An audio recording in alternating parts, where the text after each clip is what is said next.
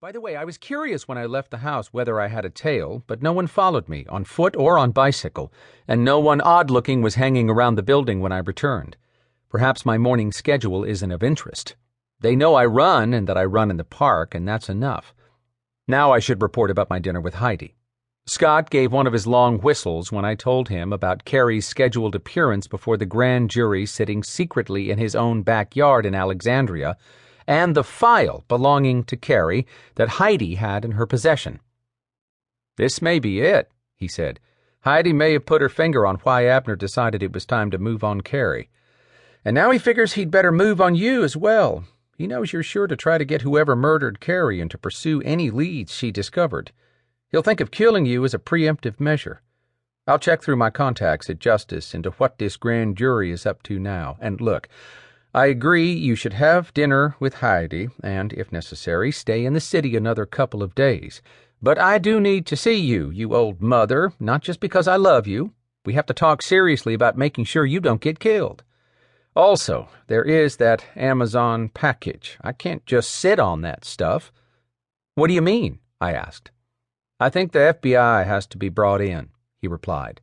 "There is the small matter of a federal criminal statute, misprision of a felony, not reporting one to the authorities. Sometimes the feds take it very seriously, particularly in cases like this one that involves egregious criminal conduct. I want to discuss with you how we go about reporting." The implications didn't sink in until sometime after we'd hung up. If he went to the FBI, would I have to file some sort of complaint? If so, how much would I have to say about the background, my past dealings with Abner, the killing of Slobo, my suspicions about Kerry's death, Heidi's discoveries, Torcello, and the new threats, and anything else she or I might unearth? Would the FBI take over the case, cutting me out? That's not what I wanted. Heidi, or perhaps even Moses, could tell me whether I could dig in my heels and take the view that receiving a stupid-ass package didn't require me to run to the FBI or the NY Police Department. It was advice that Scott's position with the agency possibly prevented him from giving. Shit! The FBI had been screwing around with Abner for over a year now based on specific information, Harry's roadmap they'd gotten through me, and what had it accomplished? 0 against Abner and close to 0 overall.